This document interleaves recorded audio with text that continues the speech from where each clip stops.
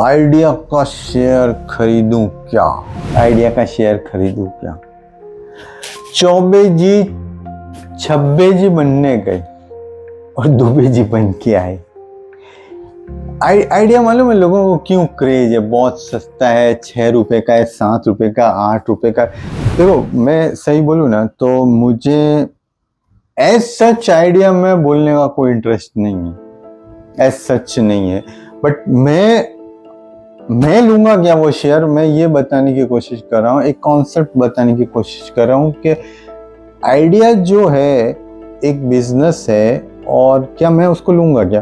तो मैं आपको बोलूं कि मेरी जो थ्योरी रहेगी, मैं जनरली बिजनेस को ऐसे परचेज करने की कोशिश नहीं करता, मतलब just not as an expert और बीइंग ए सीए, एक जनरल कॉमन पार्लेंस में जस्ट एज ए बिजनेसमैन के पॉइंट ऑफ व्यू से अगर आप सोचते हैं तो आइडिया लास्ट 4 साल से लॉस कर रहा है, 4 साल से लॉस कर रहा है। तो क्या लॉस मेकिंग है तो आइडिया को खरीदने के लिए कोई आया क्या? अभी तक लॉस मेकिंग बिजनेस है, खरीदने के लिए कोई नहीं आया। स्टॉक मार्केट में बहुत लोग आ रहे हैं, स्टॉक मार्केट खरीदने के लिए कोई नहीं आ रहा।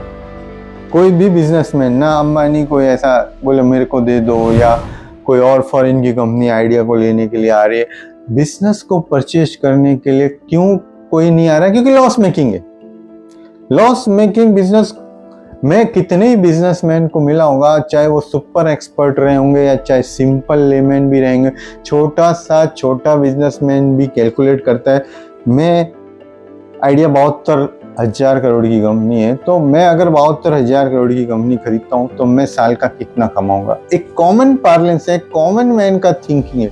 बट जब आइडिया आदमी शेयर लेता है तो वो सोचने को तैयार ही नहीं है कि मैं अगर 72,000 करोड़ की कंपनी लेता हूँ तो मैं कमाऊंगा कितना। तो जब मैं ये सोचता हूँ तो मैं तो जनरली सही बोलूँ ना तो कोई लॉस मेकिंग कंपनी को मतलब देखना भी नहीं चाहता, डिस्कस भी करना नहीं चाहता। लॉस मेकिंग अब भाई अपने इतने सुपर एक्सपर्ट नहीं बन सकते। I can not be that much expert कि हर न्यूज पे नजर रखूँ, गवर्नमेंट की पॉलिसी पे नजर रखूँ, ये गवर्नमेंट ये पॉलिसी लाएगी ये हो जाएगा। अरे भैया इतना दिमाग नहीं लगा सकता।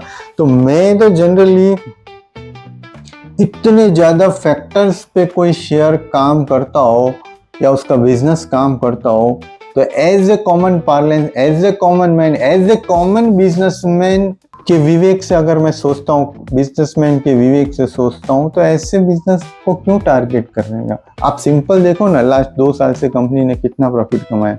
प्रॉफिटेबल है तो ले लिया, चाहे ये कंपनी हो चाहे दूसरी कंपनी हो। प्रॉफिटेबल है business, you can take decision. Profitable नहीं है छोड़ दो। हाँ, जो सुपर एक्सपर्ट लोग हैं वो शायद इससे बड़ा पैसा निकाल सकते हैं, but as a layman I would like to leave loss making businesses.